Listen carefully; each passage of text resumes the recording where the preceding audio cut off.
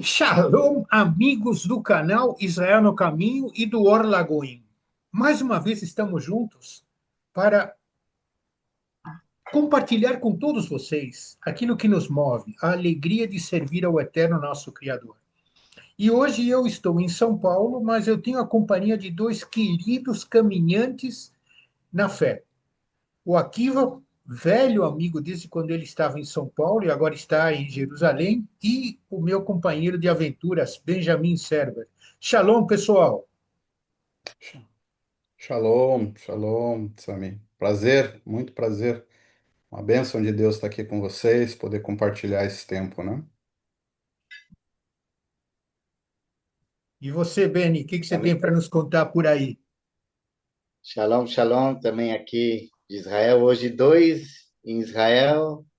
Que alegria estar com vocês, amigos de tanto tempo, irmãos, e poder compartilharmos juntos e deixar o Ruach nos guiar. É isso aí, pessoal. Esses cafés com fé que nós temos feito em parceria com o Or Lagoim e com o Israel no Caminho, a ideia é exatamente isso.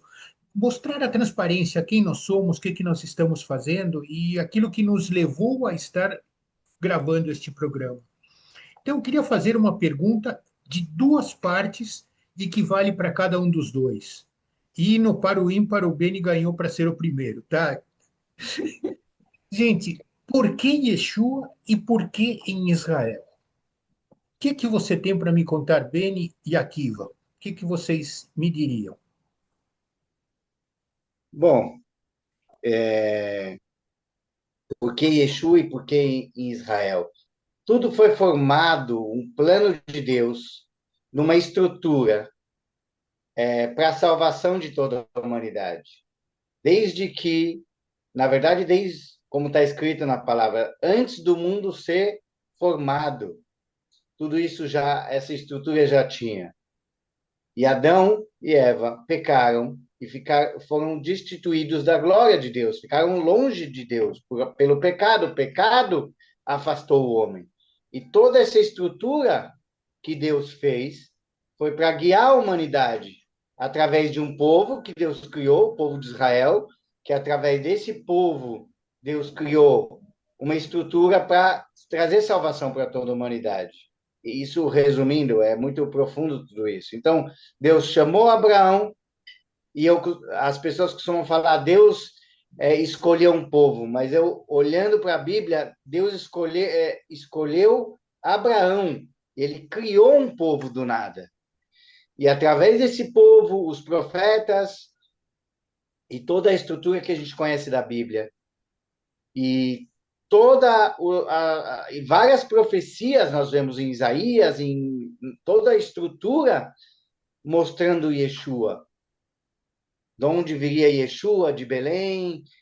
Quais, quais as características do Messias?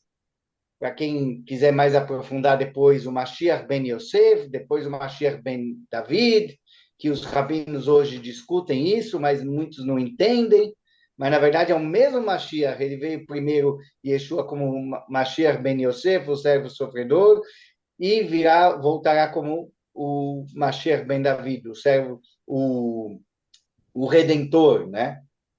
E então, por que Israel? Através de toda essa estrutura para toda a humanidade, Deus trabalhou, criou um povo que é Israel para trazer salvação para toda a humanidade através de Yeshua, que veio salvar toda a humanidade.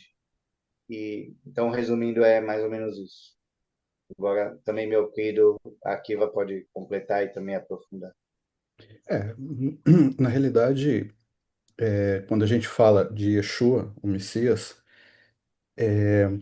a gente olhando para a Escritura, a gente vai ver a profundidade e a misericórdia de Deus, né? Como o Benny bem colocou, por causa de um homem, todos nós fomos colocados na berlinda, né? Todos pecaram e destituídos da glória de Deus, estão Romanos 6:33. Desculpa, Romanos 3:23. Então, Deus, em toda a sua infinita misericórdia, né? Ele poderia ter acabado com tudo, mas não. Ele demonstrou seu amor, a sua misericórdia, enviando, né, como está escrito, o seu filho, Yeshua, para nos ensinar, para dar a sua vida, né, na cruz e ressuscitar dentre os mortos, como os profetas haviam falado muitos anos antes dele, por exemplo, Isaías, 700 anos antes de Yeshua, já uma série de profecias sobre ele. E nós vemos o amor de Yeshua, né? Tem uma passagem interessante quando os discípulos de João Batista vêm até Yeshua e falam: És tu que nós esperamos ou devemos esperar outro, né? Ele fala: Olha, dá uma olhada nos sinais. Mas muita gente fala hoje: Não, mas no passado outros fizeram sinais, mas não na quantidade, né? Na intensidade que Yeshua fez, né? E fora o amor dele, né? E assim, a gente olha muito para a misericórdia de Deus, porque aquela cruz era para gente. Tudo aquilo ali, né, que Yeshua sofreu, ele sofreu no nosso lugar, né?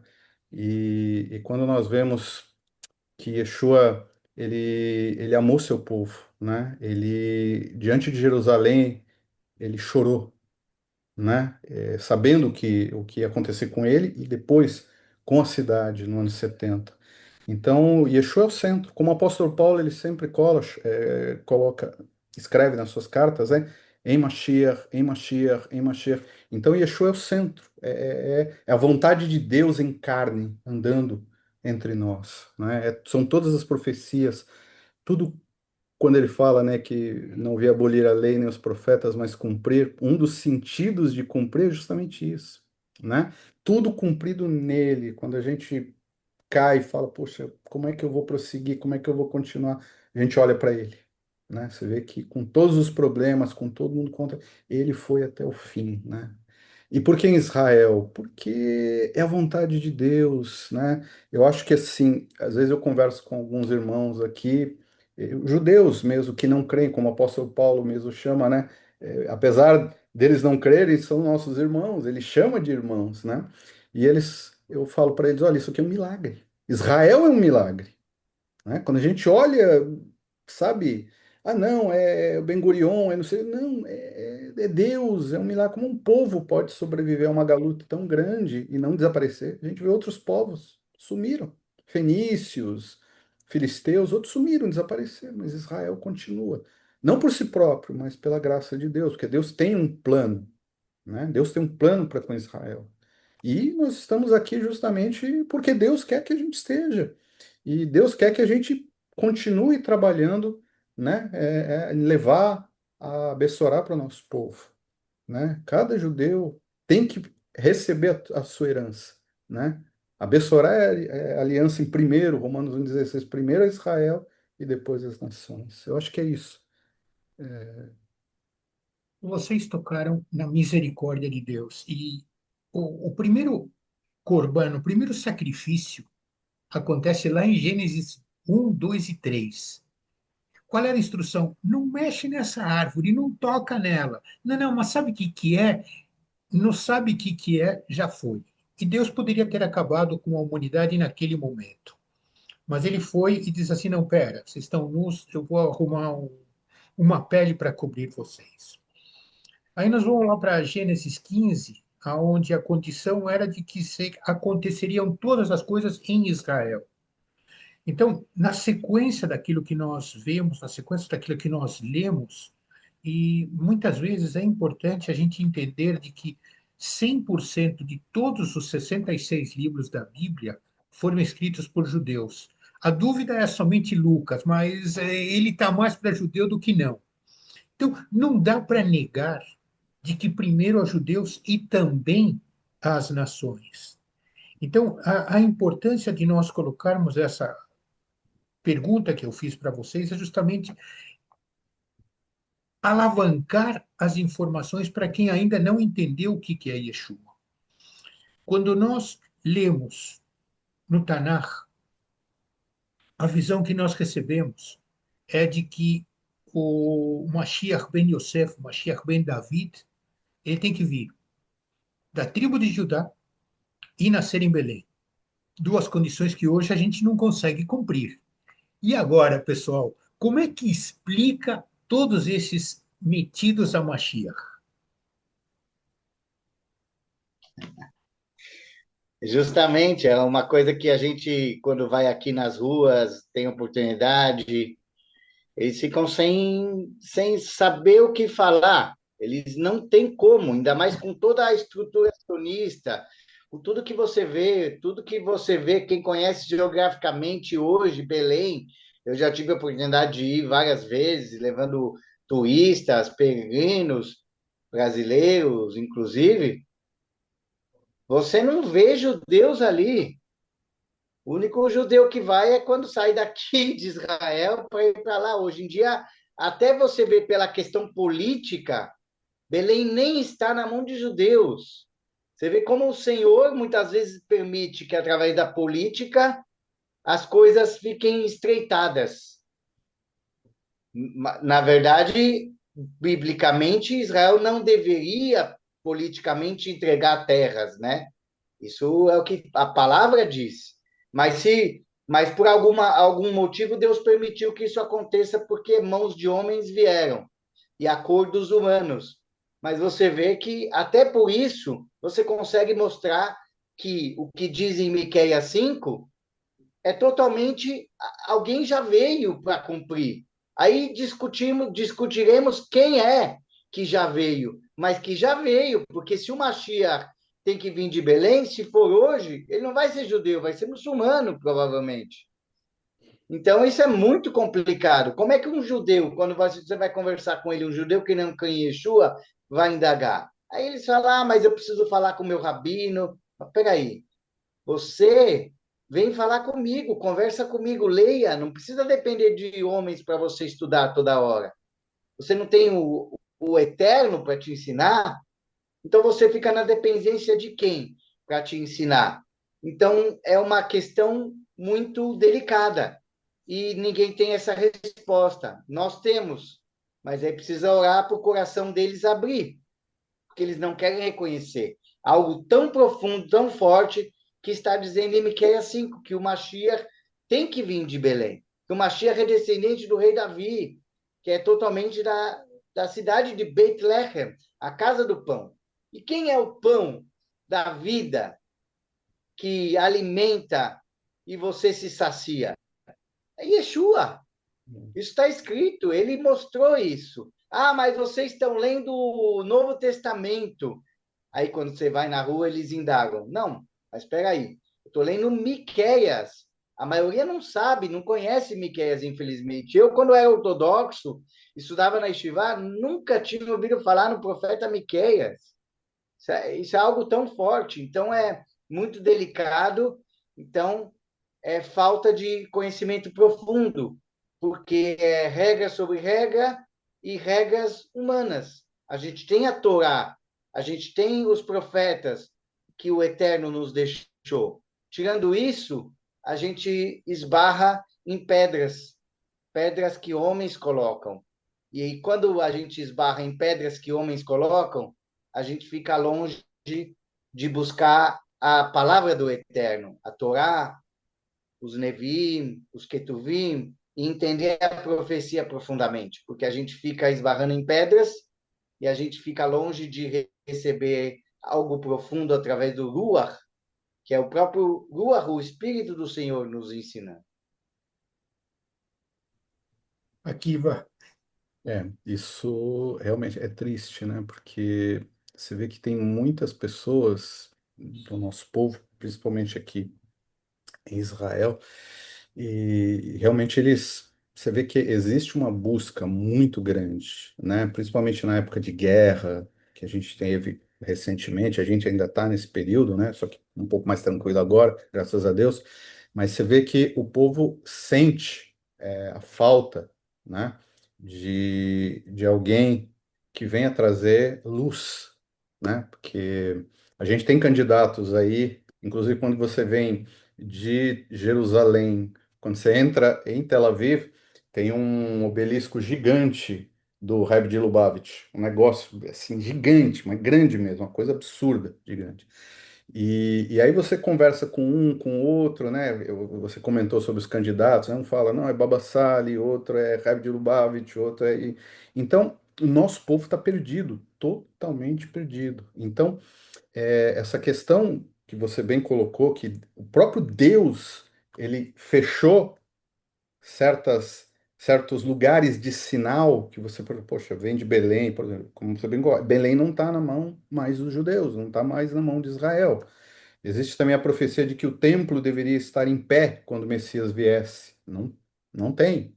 Então a gente tem uma série de fatores que às vezes, infelizmente, o judaísmo rabínico, né, que foi construído para ser um antitipo do cristianismo, do judaísmo messiânico, eles acabam tendo que inventar uma série de coisas, e aí, bem como o Benjamin colocou, que é lei sobre lei, julgo sobre julgo, e uma série de questões, mas a questão central é o coração do judeu.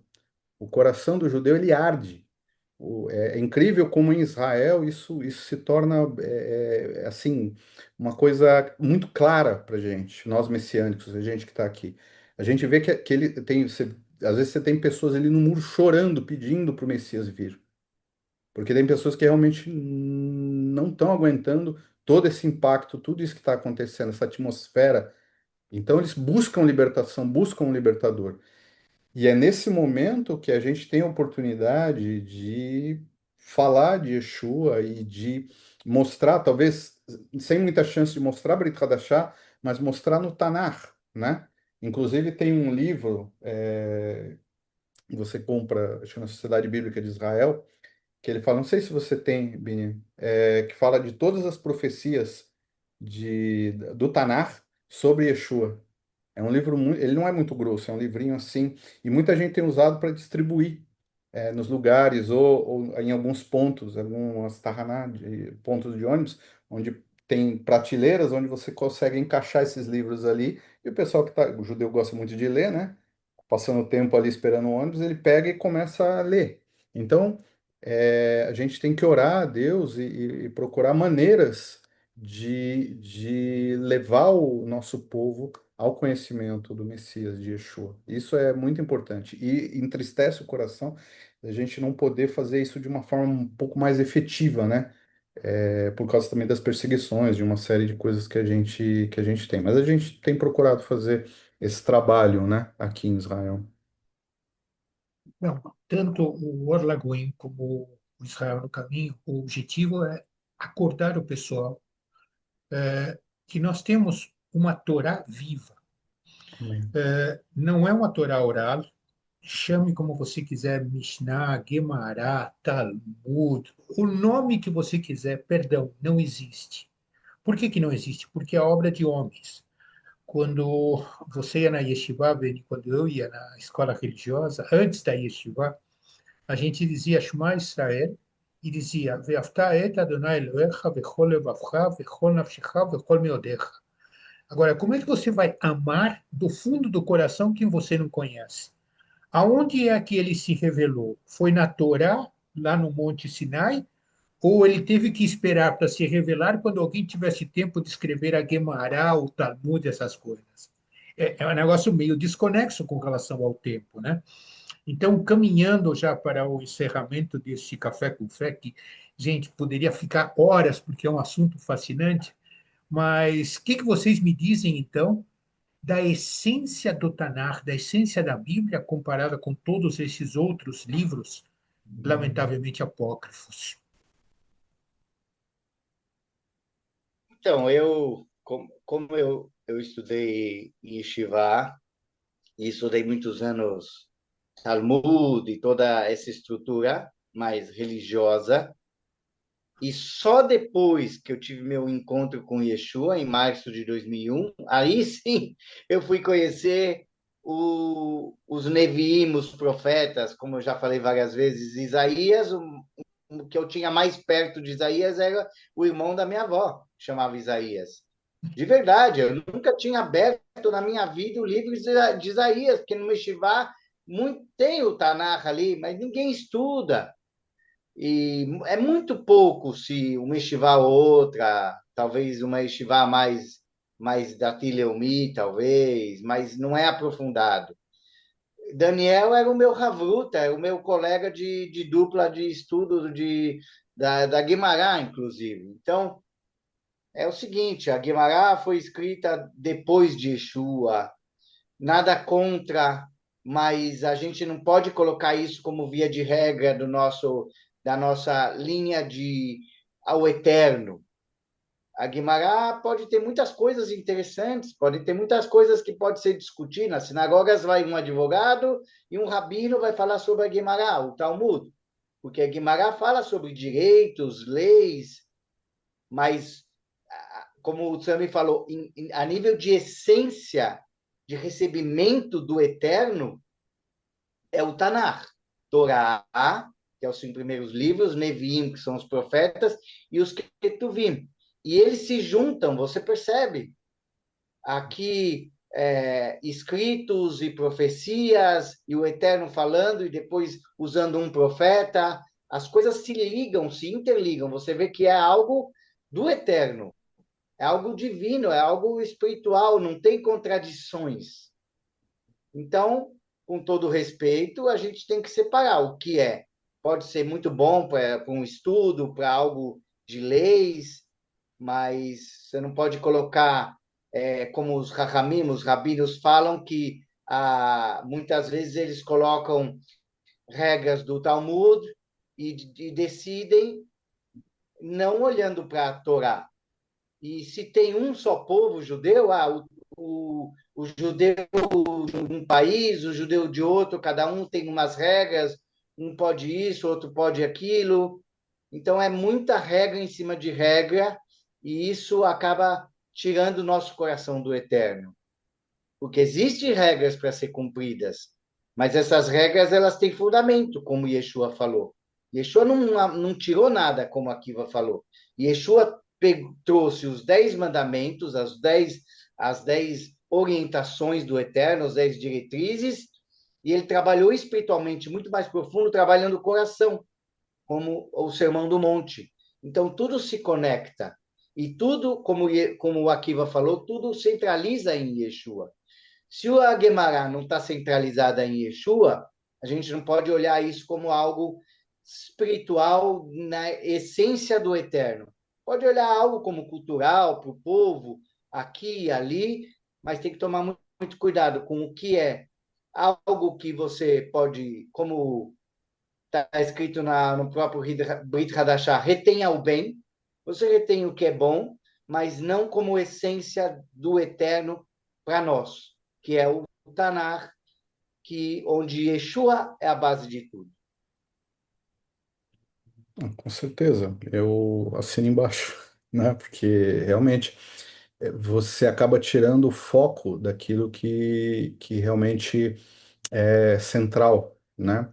Isso me faz lembrar um pouco da Reforma Protestante, né? Se eu posso fazer um paralelo aqui, é que é justamente isso. O judaísmo rabínico, ele é muito parecido com o catolicismo romano, porque eles acabaram criando toda uma estrutura para esconder a escritura, né? Você tem um tripé. Se você quiser conversar com alguém que é católico, você vai ter que estar dentro desse tripé. Só a escritura não adianta, né? E é a mesma coisa do judaísmo. Às vezes você vai conversar com um rabino ou com alguém, com um ortodoxo, e você vai conversar sobre Yeshua, sobre o Messias, e você não tem uma referência única, e às vezes até uma referência que se contradiz. Às vezes ele está falando de Torá, Torá, Torá, Torá, e quando você vai ver, mas peraí, que Torá que você está falando? Porque eu não encontrei nada aqui no Tanakh.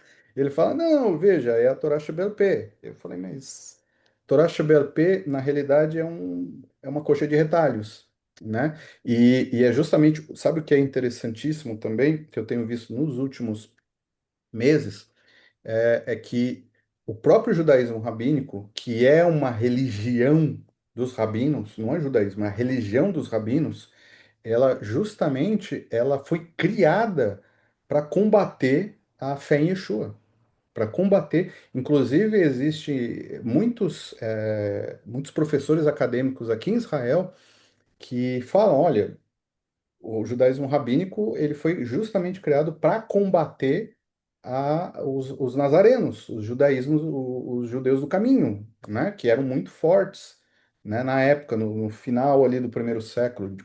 Dizem que metade de Jerusalém era messiânica, ou mais até, né?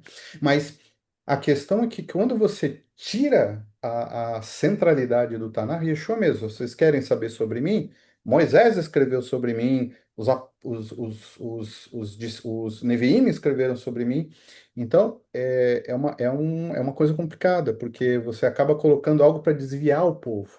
Não só para desviar, mas para também prender. Você acaba criando uma casta em que todos vão, que nem o Benjamin Beni bem colocou, não, você quer? Não, eu vou perguntar ao rabino, eu preciso do rabino, eu preciso da bênção do rabino. Então, você acaba tirando o texto da mão do povo, que hoje praticamente nenhum judeu, tirando talvez os ortodoxos, um ou outro que saiba, que leia o Tanakh, muito pouco, pouquíssimo.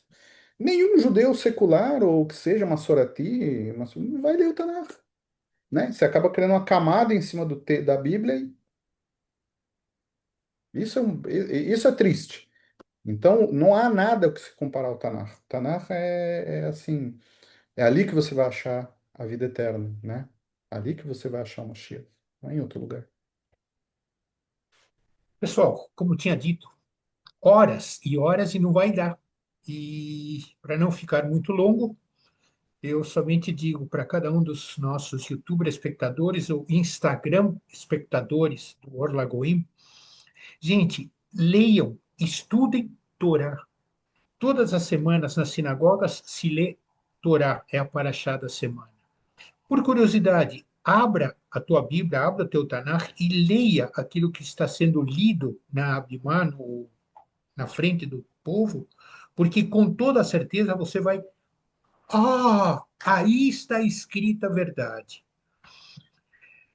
Akiva, Beni, Akiva, muito obrigado por vocês estarem juntos comigo e que nós possamos repetir essa gostosura, essa sobremesa, né? Porque realmente é gostosíssimo falar dessas coisas maravilhosas. A vocês, nossos espectadores, obrigado pela audiência. Juntem-se a nós, mandem comentários, façam perguntas e vamos compartilhar com todos vocês os ensinamentos que nós recebemos. E para cada um de todos vocês, shalom, shalom. Oh.